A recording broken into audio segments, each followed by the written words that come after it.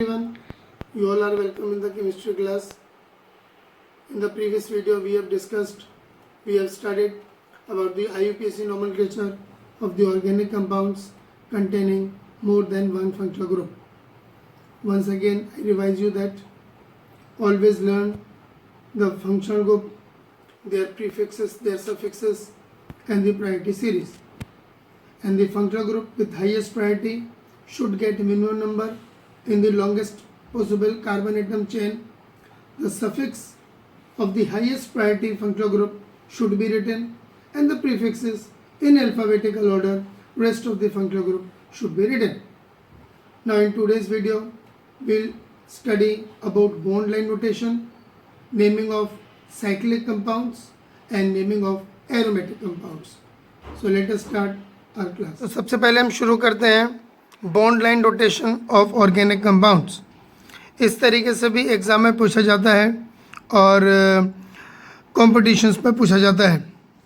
जैसे ये single line बना दी तो इसका मतलब हो गया दोनों कॉर्नर पर कार्बन एटम है और उनके बीच में सिंगल बॉन्ड है. ये ध्यान रखें.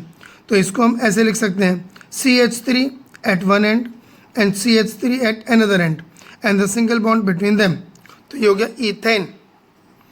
और जब हायर हाइड्रोकार्बन्स लिखे जाएंगे तो कॉर्नर्स के ऊपर कार्बन एटम माना जाता है.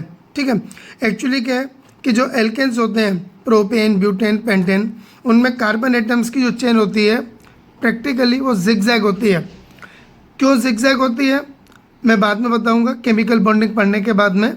लेकिन आप इतना समझ लें कार्बन एटम्स के बीच में जो ज्वाइनिंग होती है सिंगल बॉन्ड वालों की वो जिगजैग चेन होती है. तो इस तरीके से अटैचमेंट होगा 1, 2 और 3. ये 3 कार्बन एटम जिनके बीच में सिंगल बॉन्ड है. तो ये हो गया प्रोपेन. फिर ये 1, 2, 3, 4 4 कार्बन एटम सबके बीच में single bond butane. Double bond triple bond को ऐसे रिप्रेजेंट करते हैं 1 कार्बन 2, 3 और 4. फिर यहाँ पे डबल बॉन्ड. तो अब डबल बॉन्ड आ गया तो we have to number the double bond in such a manner that it should get minimum number. तो यहाँ से नंबर निकल लेंगे 1, 2, 3, 4. तो 4 कार्बन एटम तो ब्यूट. फर्स्ट कार्बन एटम पे डबल बॉन्ड है तो 1 इन. तो नाम हो जाएगा ब्यूट 1 इन. फिर यहाँ पे देख लीजिए 1, 2, 3, 4 यहाँ पर डबल बॉन्ड है तो सेकंड कार्बन पे डबल बॉन्ड है. इधर से कर लो चाहे इधर से कर लो तो नाम हो जाएगा ब्यूट 2 इन. अगर ऐसे समझ में नहीं आता है, नंबरिंग में प्रॉब्लम होती है, तो आप एक काम कर सकते हो. आप इसका स्ट्रक्चर नॉर्मल कंपाउंड की तरह बना सकते हो और उसके बाद फिर नंबरिंग करके नेमिंग कर दो. जैसे अगला एग्जांपल 1, 2, 3, 4, 5 और यहाँ पर ये ग्रुप है. अब इसको मैंने स्ट्रक्चर में कन्वर्ट कर लिया. इसको ये कार्बन एटम तो यहाँ पर आ गया CH3. ये कार्बन एटम ये हो गया CH2. ये कार्बन एटम CH, इसके नीचे यहाँ पर CH3. फिर ये कार्बन CH2. फिर ये कार्बन एटम CH3. तो इस तरीके से मैंने ये चेन बना ली. अब जैसे नॉर्मल कंपाउंड का नाम लिखते हैं वैसे लिख दीजिए 1, 2, 3. 3 पर मिथाइल है और 5 कार्बन एटम है तो 3 मिथाइल पेंटेन. ठीक है.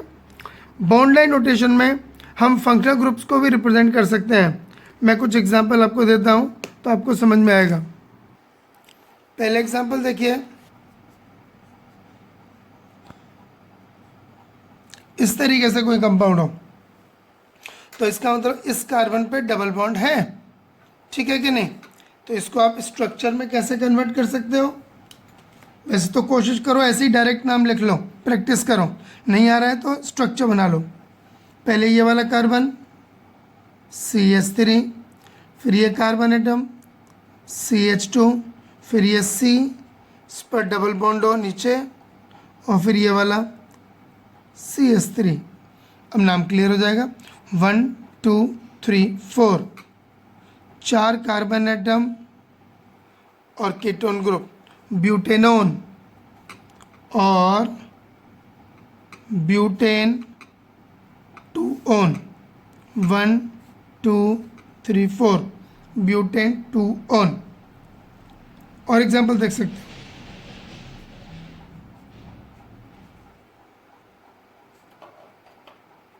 ऐसे भी लिखा मिल सकता है, ठीक है ना।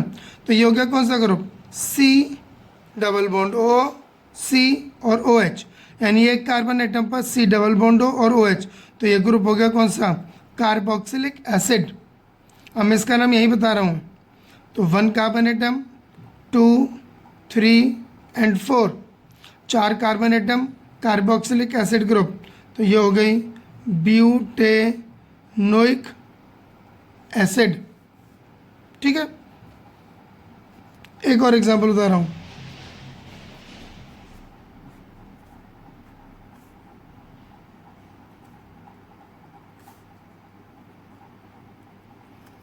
ऐसे भी हो सकता है, ठीक है। ये ग्रुप कौन सा होगा फिर, सी डबल बॉन्ड ओ और सी एल, सी ओ सी एल, यह ग्रुप होता है एसिड क्लोराइड, और यह है हाइड्रोक्सी यानी एल्कोहल। तो 2 फंक्शनल ग्रुप हो गए। इसकी प्रायोरिटी ज़्यादा होती है फंक्शनल ग्रुप की, कल बताई थी मैंने। तो यहाँ से नंबरिंग करेंगे 1, 2, 3, 4 और 5। अब इसका हम प्रीफिक्स लिखेंगे और इसका हम सफिक्स लिखेंगे। तो नाम हो जाएगा इसका 3 हाइड्रोक्सी, 5 कार्बन एटम और एसिड क्लोराइड ग्रुप, पेंटेनॉइल क्लोराइड। इस तरीके से हम बॉन्ड लाइन रोटेशन में फंक्शनल ग्रुप वाले कंपाउंड्स को लिख सकते हैं। नेक्स्ट है नेमिंग ऑफ एलिसाइक्लिक कंपाउंड्स, ठीक है ना। ये इजी है, उतना डिफिकल्ट नहीं है। एलिसाइक्लिक मतलब आप समझ लो साइक्लिक हाइड्रोकार्बन्स, ठीक। इनमें देखो, इसे ये हमने बनाया, ये ट्राइंगल सा, तो ये हो गया CH2 CH2 CH2, close chain, 3 carbon atom की, सैचुरेटेड सिंगल बॉन्ड है, तो ये हो गया साइक्लोप्रोपेन,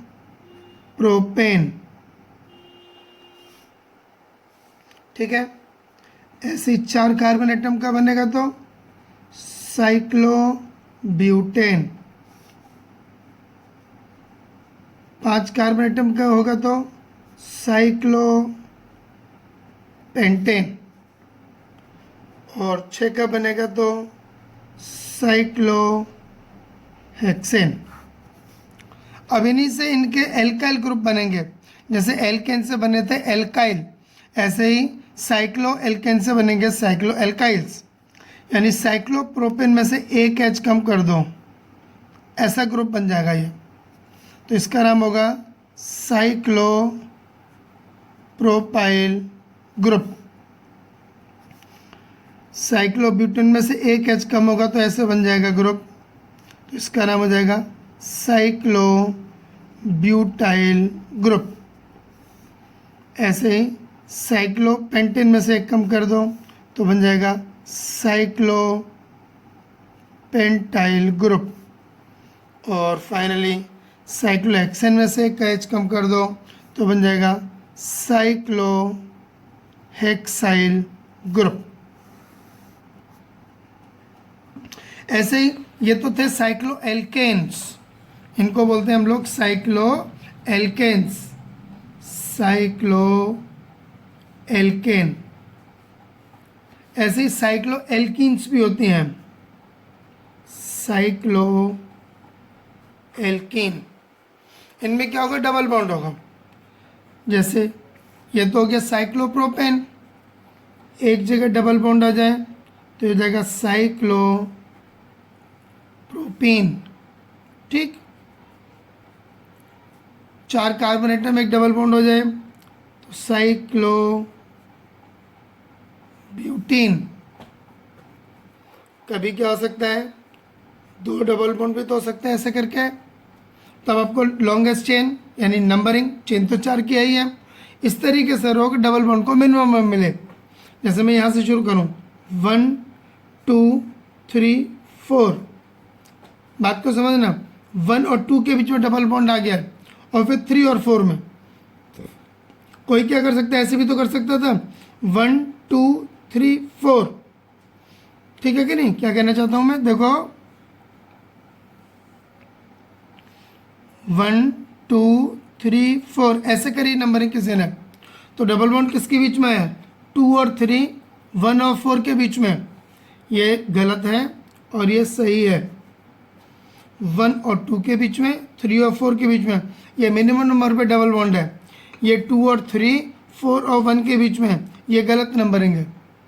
अब इसका नाम क्या हो जाएगा, 4 कार्बन एटम, तो साइक्लोब्यूट, क्लोज चेन है ना, तो साइक्लोब्यूट।